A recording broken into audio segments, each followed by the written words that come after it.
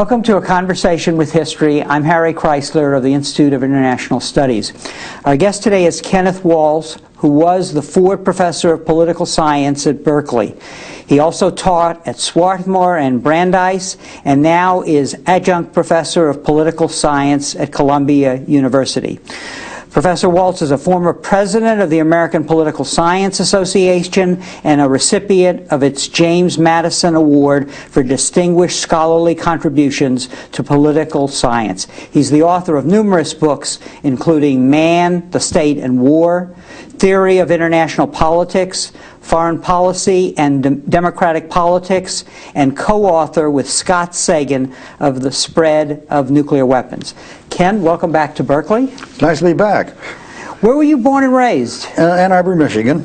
And went through high school there.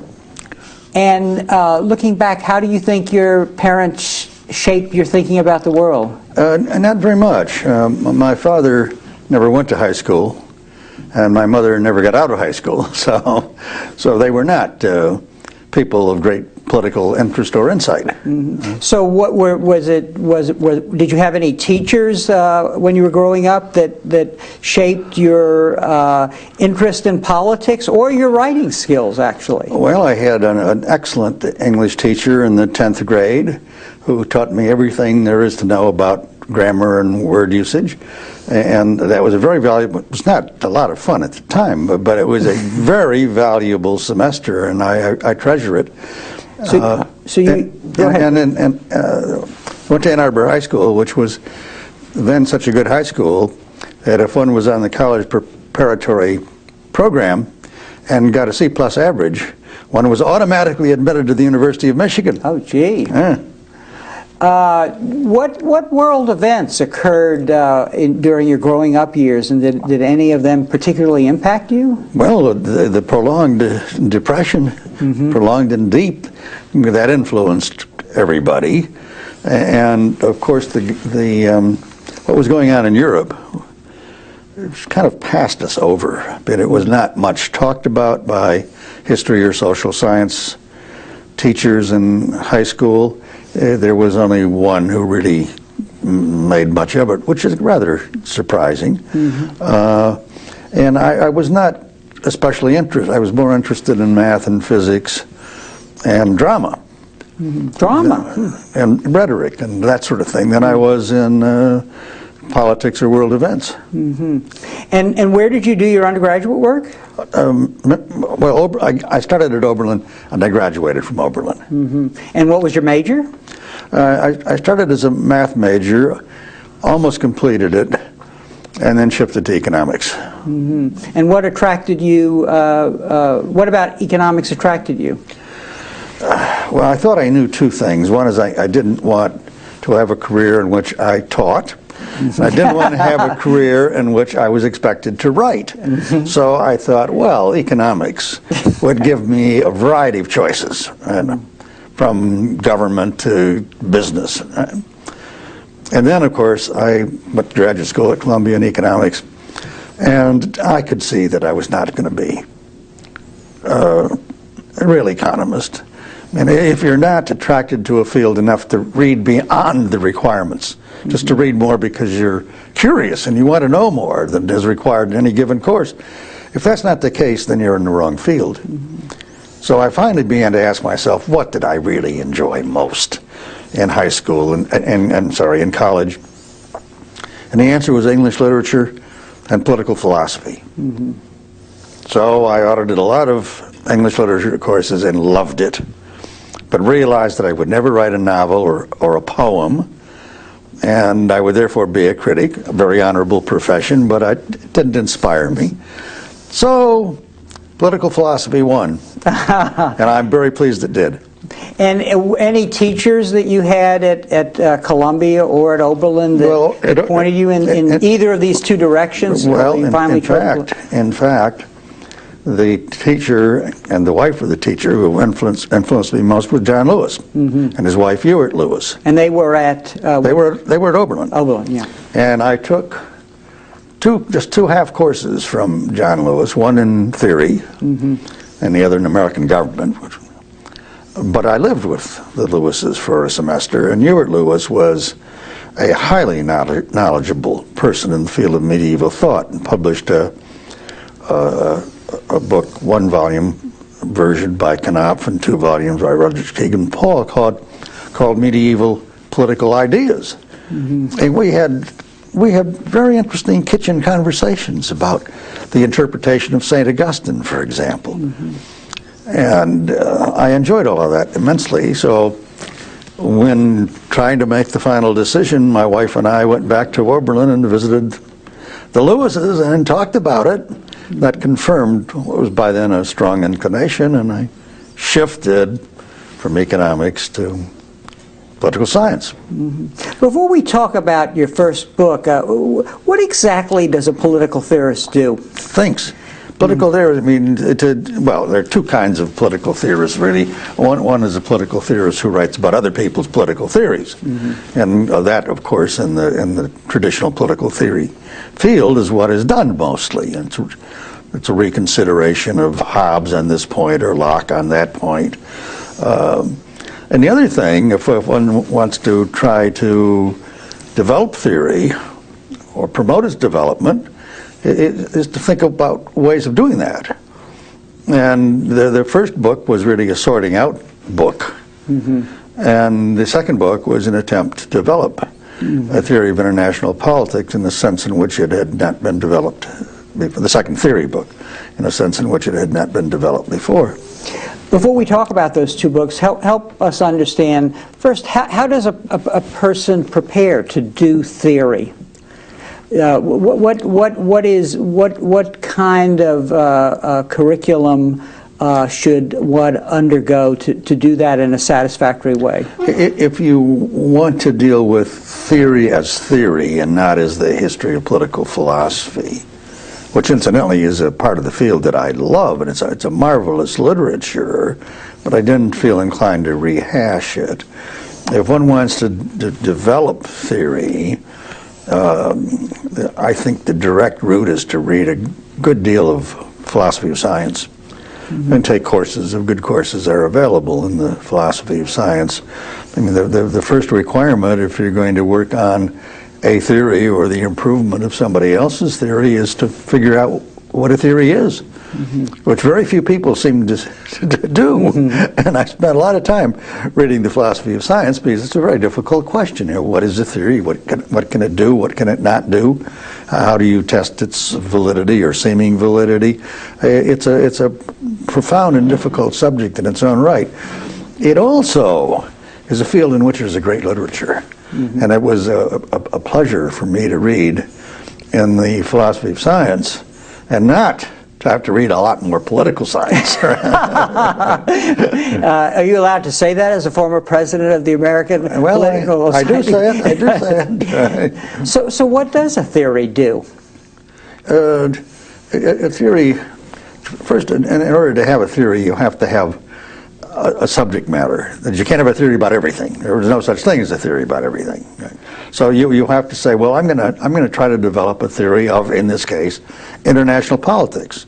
So the first question is, how can you think of international politics as a domain in its own right, as something that you could possibly have a theory about? Right? And how do you decide that you can do that? You have to figure out a way of defining it as an autonomous field of study. The closest comparison is the development of economic theory, where before the physiocrats, that is before roughly 1760, the economists wrote about all kinds of things, mainly at the level of bookkeeping, or what we might now call accounting, family and business accounts, that sort of thing. It was only with the physiocrats, who greatly influenced Adam Smith, that the concept of an economy is something that could be studied in its own right, developed.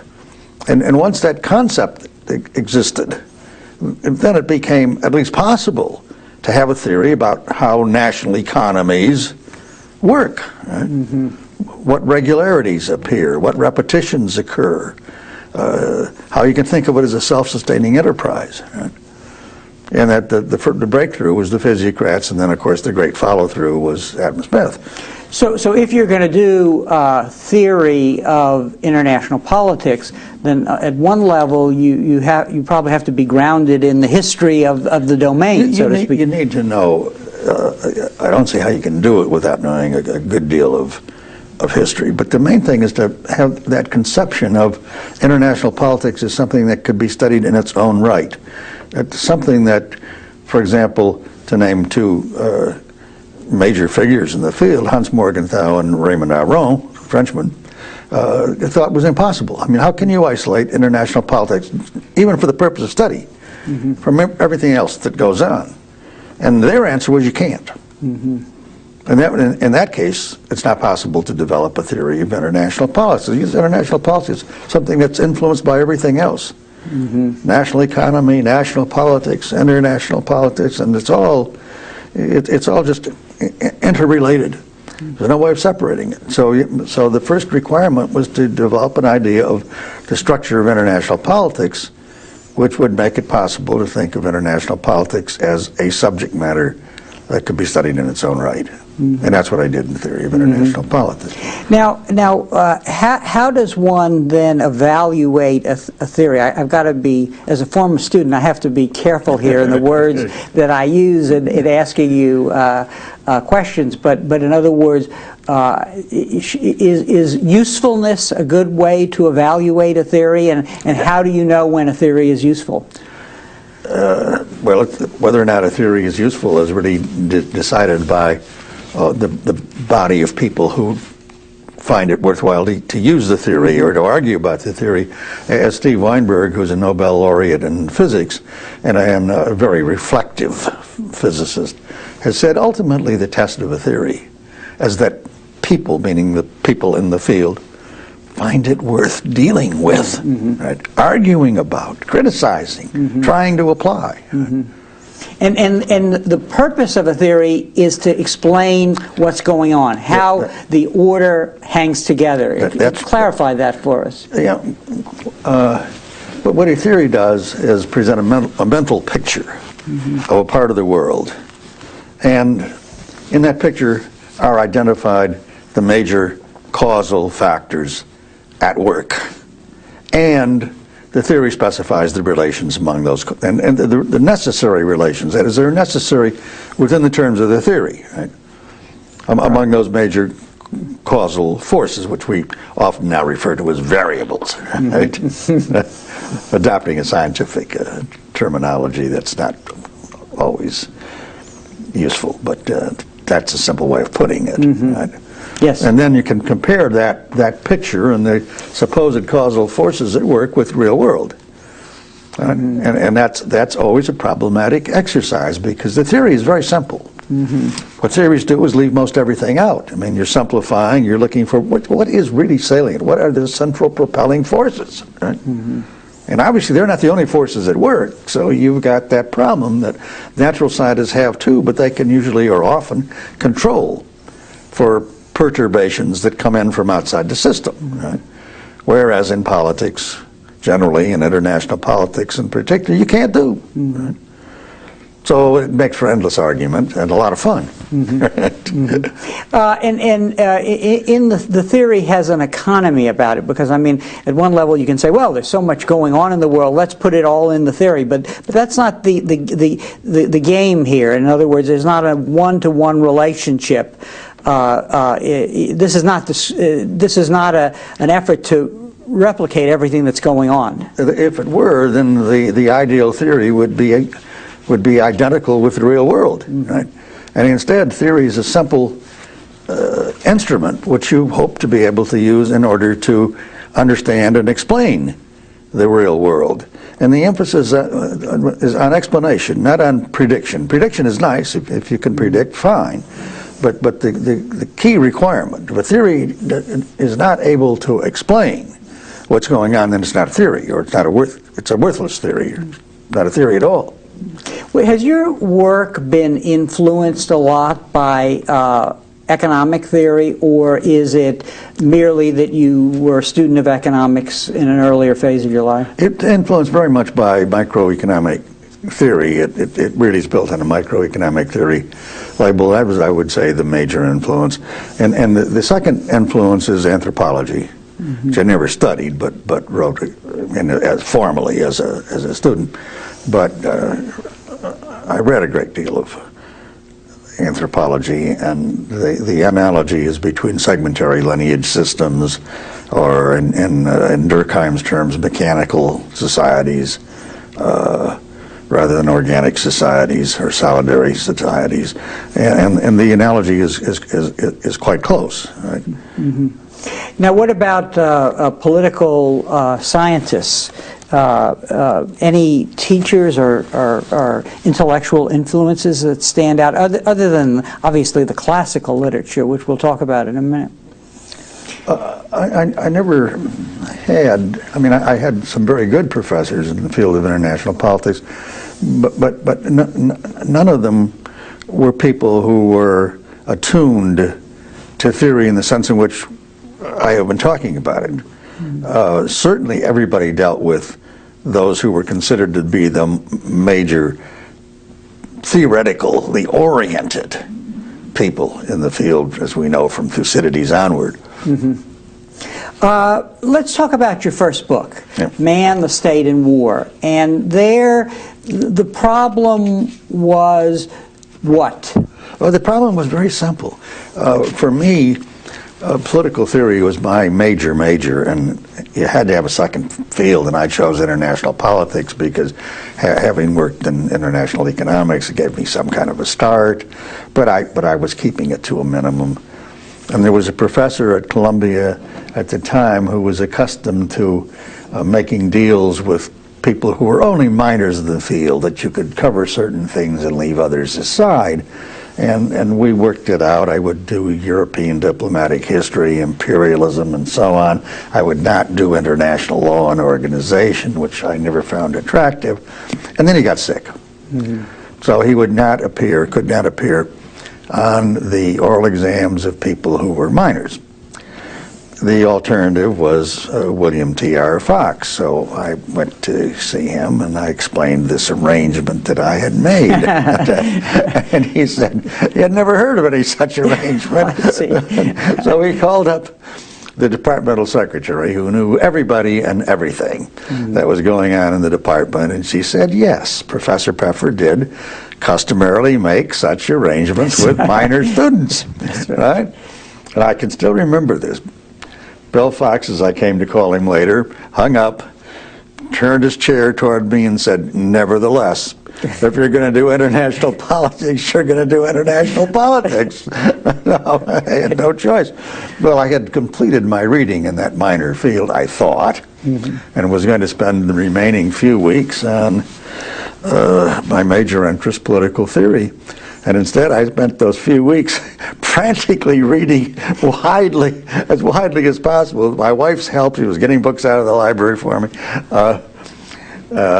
in the field of international politics generally. And I could not make head or tail of it. It was the most confusing literature. And finally it came to me. I still have somewhere the yellow piece of paper on which I wrote this down. The reason these people are confusing is because they're thinking in different causal terms. And some are thinking that, well, the causes of what goes on in the world in international relations, the causes are rooted in human beings, what human beings are like. Right? And others are saying, no, the causes are found in states. Good states don't fight wars, democracy. So now the idea of the democratic peace. Good states don't fight wars, bad states fight wars. And then the definition of good and bad varies. For a Marxist, it's a socialist state is the good state. For a liberal, it's the democratic state. And so everything's rooted in what states are like. And then there's the third way of looking at it, that really at the international political level, that the causes are found.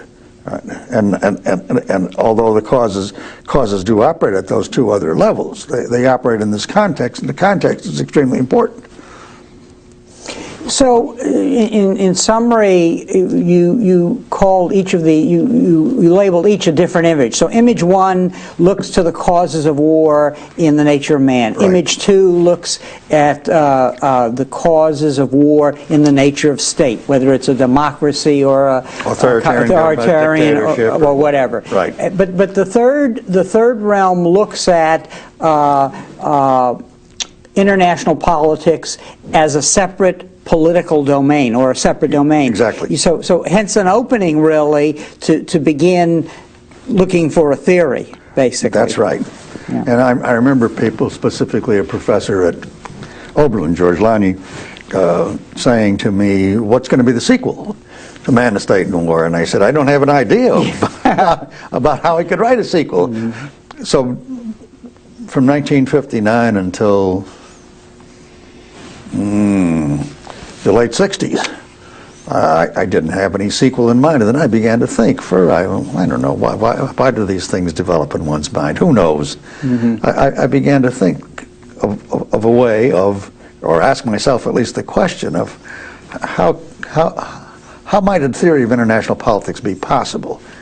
And that's when I began to read, and more widely in anthropology, and very widely in the philosophy of science, and I finally developed the notion, and it took a period of years to develop a notion and fill it out, figure out ways of presenting it effectively and so on, and then that's what one finds in the book Theory of International Politics. And we'll talk about that in a minute, but I can't resist asking you something about Man, the State, and War, because it appears superficially that in one sense you're rejecting the first two images out of hand. But as I'm rereading it, I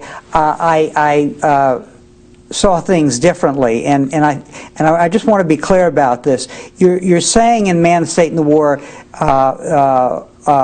that the underlying cause of war is the third image, whereas the first two images are immediate causes. So there is a continuing interplay between them, even though really the thrust of the analysis is toward the third image. Exactly right. Okay. Yep.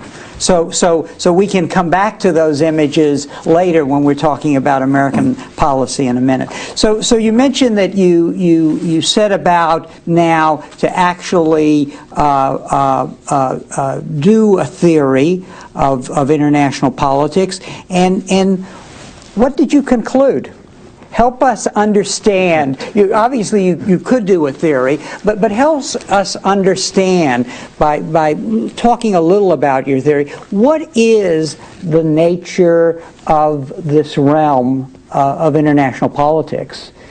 It's the structure of the system the international political system is defined first by its organizing principle, which is anarchy.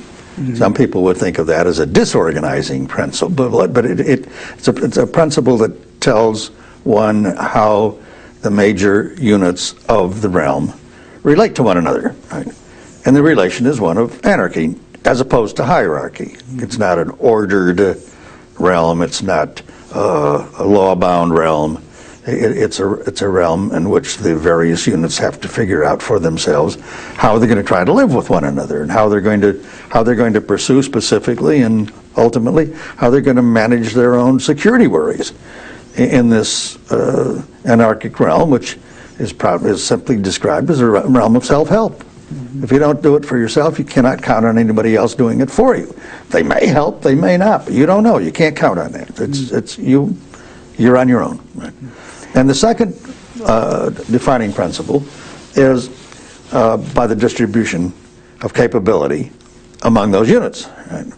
With the more capable ones, of course, shaping the realm, posing the problems that the others have to deal with. And the analogy there, of course, is between international politics on the one hand and oligopolistic sectors of an economy on the other hand. Right? It's not a purely competitive realm. It's one in which the major actors, those of greater capability, set the scene in which the others must act.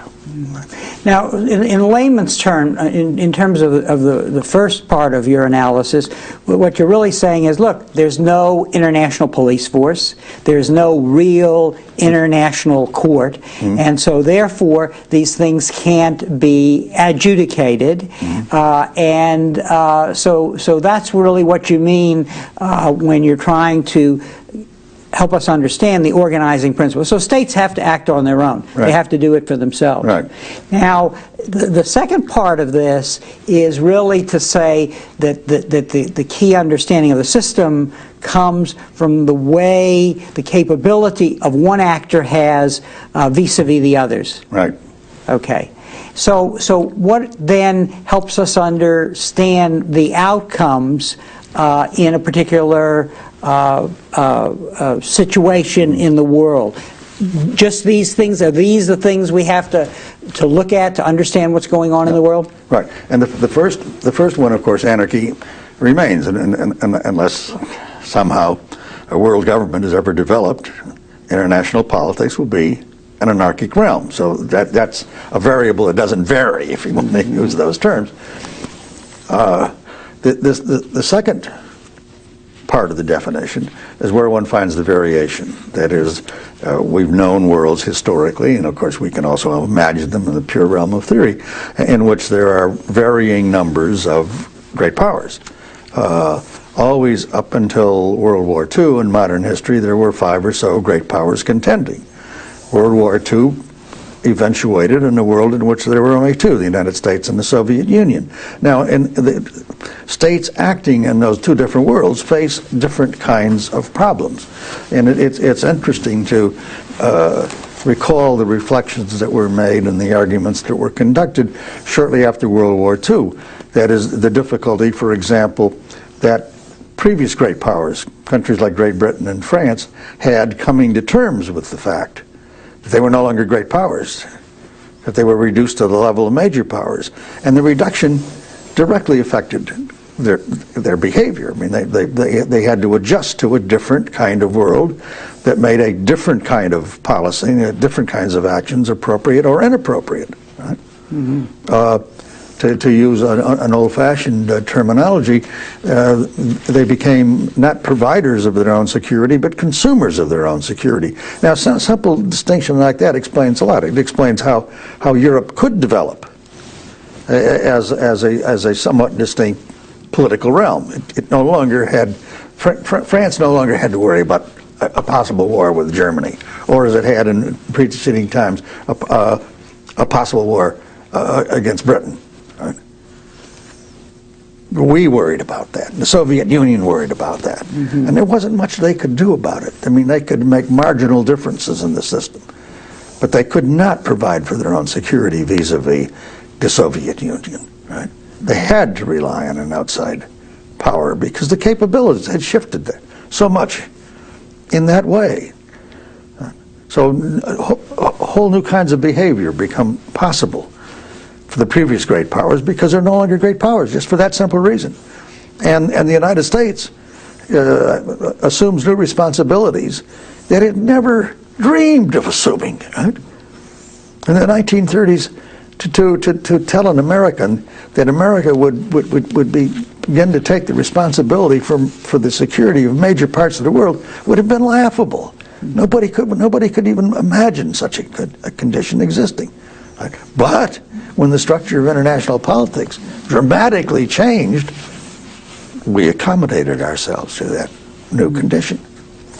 Why is it so hard in our perceptions of the world, and even your political science colleagues, the great difficulty they have in understanding the implications of structure in today's world? One thinks of globalization. In an earlier phase, the word was interdependence. Right. So there is a penchant for finding new trends and then saying the game is all over with regard to structure and these relational issues. Why is that?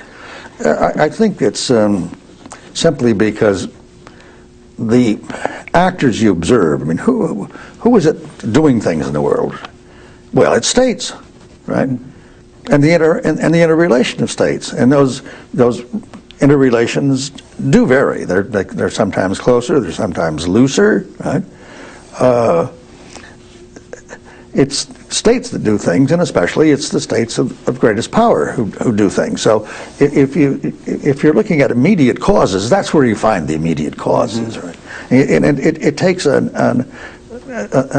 act of the mind to conceive of how the conditions under which these actions and interactions occur, that the conditions under which they occur have a great influence on the actions and interactions of themselves. Yeah, that's not something that you open your eyes and look at and see, or you read about in the New York Times every morning. It takes an act of thought to do that. And the globalization is a very interesting example of this. Well, what appears to us as globalization appears to much of the world, no doubt to most of the world, very simply, as Americanization. Right? In other words, the world is no longer bipolar, it's now unipolar. There is one great power and one only. And this is a condition that has not existed since Rome. That is, no country has dominated the relevant part of the globe since Rome to the extent that we do. And of course, Rome's realm was a part of the world, and our realm is the entire globe. Before we talk about this position of the U.S. in the world, I want to ask you one thing. I know that you wrote quite a bit about the stability of the bipolar world, and that was unconventional. When you wrote about that, at the time you wrote about it, because the very interactions between us and the Soviets were creating this Cold War fear that made people not want to accept what you're saying. And I'm curious where that leads me is, talk a little about that. I mean, it was structure that made you see the stability that was actually there, which many people were not seeing. That's right. Looking back, it was published in 1964. It was strangely controversial. It made people mad. I first gave the paper as a talk to the Harvard MIT Arms Control Seminar, and there was a lively and heated discussion following the presentation of this simple idea that this has become a world of two powers. In other words, a bipolar world. And people are saying, no, wait a minute, Europe still counts. And well, of course, Europe still counted, but not nearly as much as, obviously, it once did. And not nearly as much as the United States and the Soviet Union. Ultimately, the world's fate depended on the United States, the Soviet Union, and the interaction between them, right? And it was in economic terms, it was not a world of interdependence at all. The United States and the Soviet Union scarcely traded with one another, right? Militarily, the interdependence was close because each could do grievous damage to the other, right? And in international politics, again, a realm of self-help, ultimately that's what counts, right? So within, I'd say, certainly within 10 years, probably less than 10 years, it became accepted, oh, of course the world is bipolar. And that makes the really deep controversy with which this article was greeted all the more striking. Right? Were you surprised when the Soviet Union disappeared? Not especially. I had been giving lectures in the United States and abroad in which I pointed out, and this goes back to the late 70s, not the very late, the middle to late 70s, in which I had been arguing that the Soviet Union was in steady decline. And if you recall the 1980s, this is when Reagan and those who agreed with him were saying the Soviet Union is catching up with us, they're going to pass us, right? The Soviet Union has become the most powerful military country in the world. Reagan, they've passed us on all fronts, strategic and conventional alike. Well, the opposite was the truth. The Soviet, and one could see it. I mean, you could look at data. You could look at the demographic composition of the Soviet Union, with the Russian component sinking and the non-Russian component of the population rising. You could look at the extent to which the Soviet Union was falling behind in military technology, and indeed, of course, in technology across the board, and therefore in military technology as well. I mean, it looked to me as though the Soviet Union was on a losing course. You could also see it in the fact that the Soviet Union couldn't adjust to change. Agriculture being the best example, it just kept doing the same wrong things. Year after year, decade after decade. Right?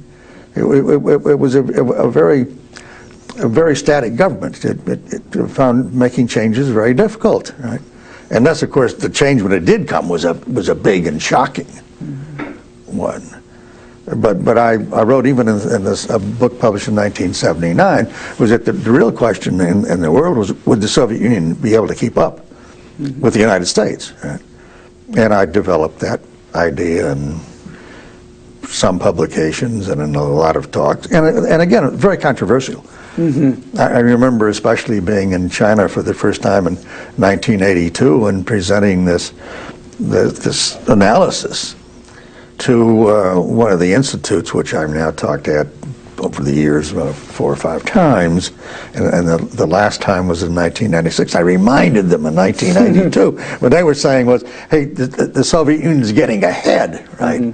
And in fact, that's why China was moving toward the United States, because it felt that the United States was getting weaker, and in order to form a bloc of sufficient strength against the Soviet Union, they had to edge over toward our side. Right? Again, perceptions of what the structure of international politics is at a given time, those perceptions strongly influence the policy that one follows. Right? So I was saying, no, the Soviet Union is getting weaker. The United States is getting relatively stronger. And the people at this institute who were charged with thinking about this, was the purpose of their institute, was to think about things like this. They had reached the opposite conclusion. Right? They were wrong. Yeah. So we have the situation now in the contemporary world where we're in a unipolar world. The enormity of U.S. power, military, economic, in comparison to everybody else is quite amazing. What is the greatest danger of such a world? The greatest danger was described very well by a French cleric who died in 1713, was also a counselor to rulers, of course, in which he said, I have never known a country disposing of overwhelming power to behave with forbearance and moderation for more than a very short period of time. And we've seen this over and over again. It illustrates nicely how states fail to learn from history, from other countries' experiences. Time and time again, countries that disposed of overwhelming power as we now do have abused that power. The key characteristic of a unipolar world is that there are no checks and balances against that power, so it's free to follow its fancy. It's free to act on its whims. Since there are very minor, very weak external constraints, everything depends on the internal politics of the country in question. Now, it is possible, of course, to imagine that the internal politics would be a restraint. Checks and balances are supposed to work in the United States. That's ingrained in our thinking. But, in fact, they don't work very well. Or at least in my view, they are not working very well. They do not place effective constraints on what the government can do abroad. They do not place effective constraints on how much we spend on our military forces. In 1898, for example, we outspent the next 8 big spenders. In what year? I'm sorry. 1998. And we're now spending about as much as the next 14 or 15, and according to the New York Times projecting the spending till next year, we will be spending as much as all the other countries in the world combined on our military forces. Now, what do we want all that military force for? Other countries are bound to ask that question. They do ask that question, and they worry about it. because power can be so easily abused. So what is likely, what is going to happen down the road? Will it be that it doesn't appear that others can organize against us? Is there a danger that we will shoot ourselves in the foot, basically? Exactly. Yeah. The gap between the United States and others, technologically, as well as militarily, the military gap is simply obvious. Nobody can miss it, right? But that's based on our economy and our technological abilities. And the gaps have become so wide that no combination of other countries, and no other country singly, in the foreseeable future, is going to be able to balance the power of the United States. Now, well, in the foreseeable future, in the end, power will balance power. And there isn't any doubt but what the Chinese are smarting under, are very uncomfortable with the extent to which the United States dominates the world militarily. Now I'm not implying that it doesn't bother other countries as well, but China, if it maintains its political coherence, its political capabilities, will have in due course the economic and the technological means of competing. But how far away is that? Mm-hmm. Certainly 20 years, mm-hmm. Probably more than 20 years.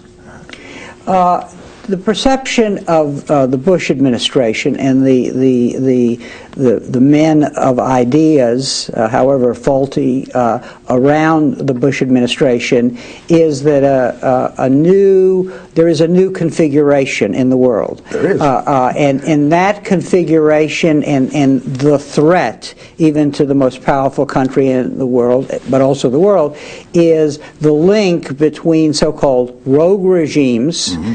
They're getting the capacity to act with weapons of mass destruction, mm-hmm. Nuclear, biological, and chemical, and their links to transnational terrorist organizations. Mm-hmm. That is the rationale for the primary rationale for the new preemptive strategy. Right. What is your analysis of that apparent configuration of power as a realist? Yeah. Does a realist say this is baloney or what? Well, I can tell you exactly what this realist Yes, says. okay. Right. In the first case, in the first instance, one wants to point out that the word preemption here is entirely misleading.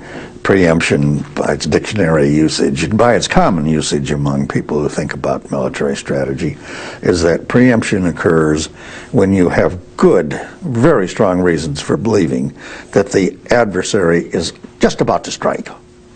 And you strike, it would make sense if you knew that and knew it pretty much for sure, to strike first. Now, we have no reason to think that Saddam Hussein is about to strike anybody. Not anybody in the region, let alone Europe or the United States. I mean, that's entirely fanciful. So it's not a case for preemption. The question is it a case for prevention? The rationale of prevention is that over time, the adversary will become so strong that you better fight him earlier while he's relatively weak, and you can win easily instead of waiting until he becomes strong. And then you would have a more difficult war. Well, Iraq is so weak. I mean, its gross domestic product is $15 billion. We're spending almost $400 billion on our military alone. I mean, it's a pitifully weak country. Much weaker than it was in 1991 when we fought the Gulf War.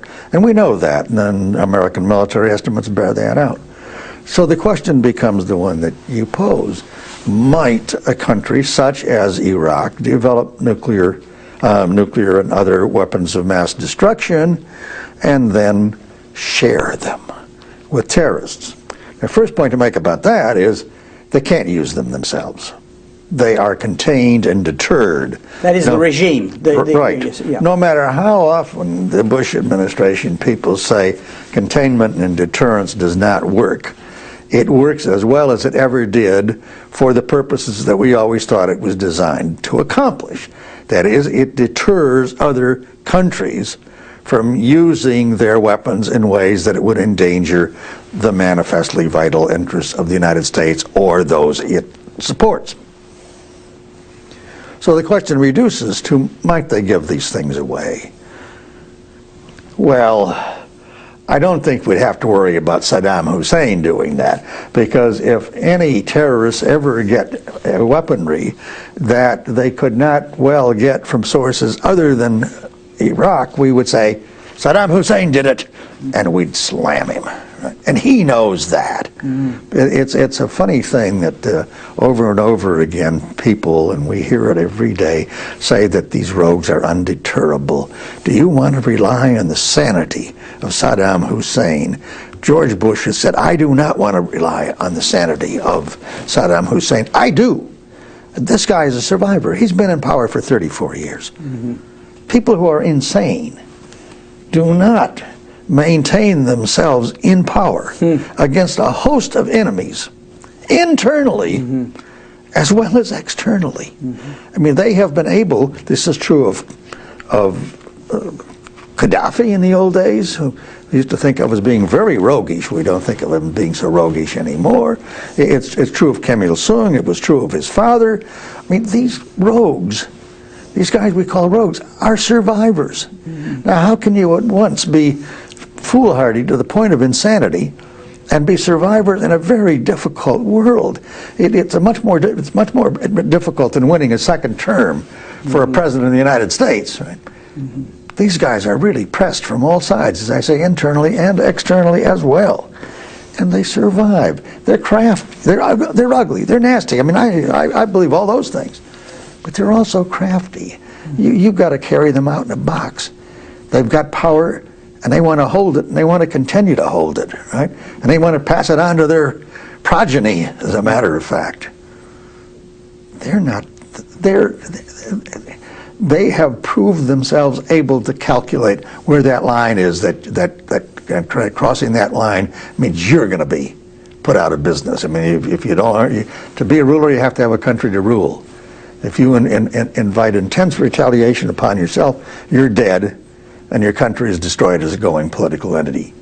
Nobody's going that far. These rogues are self-limiting. Now, what is your answer to people who would say to you, you are too focused on the state as a unit in addressing these current problems, that you are dealing with, now obviously Iraq and North Korea are states, but when you begin to talk about Al-Qaeda and what they might accomplish, that these are not states. Right. They are units or entities that could obtain these weapons, whether from North Korea or Saddam Hussein, that conceivably could steal them from the former Soviet Union, and could act in a way that would affect us and our national security,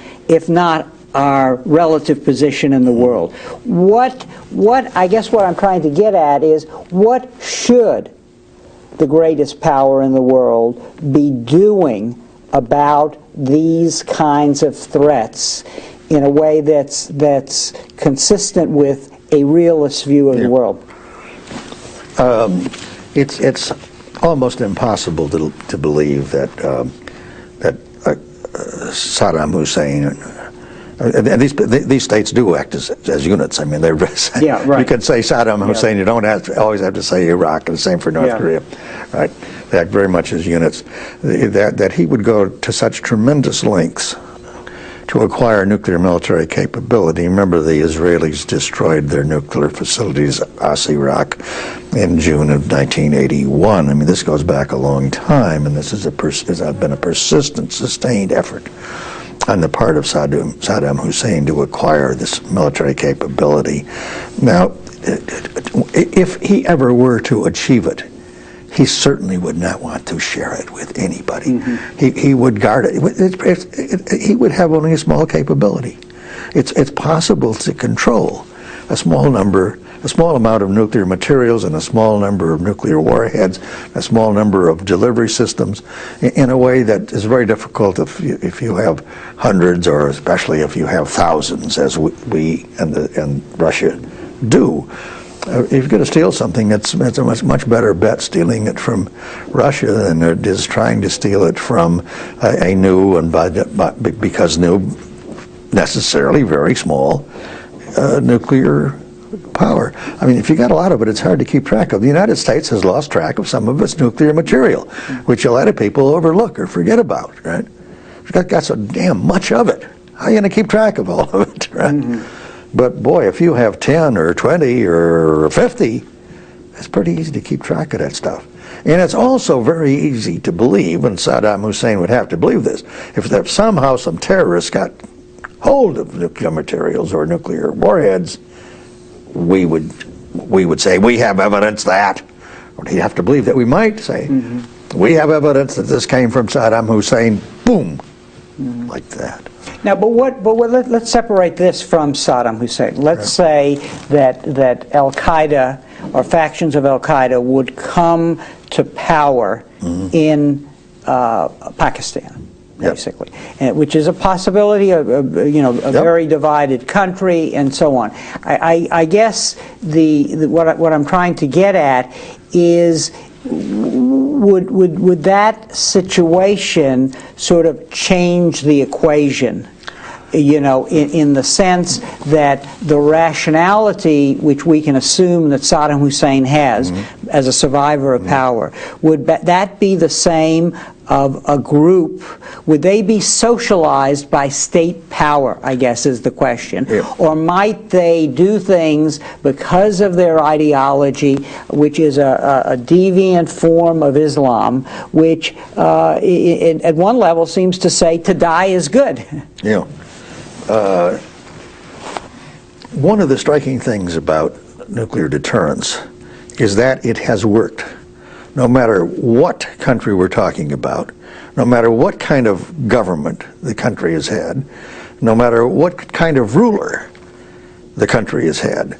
The most striking case, of course, is Mao Zedong and the Cultural Revolution.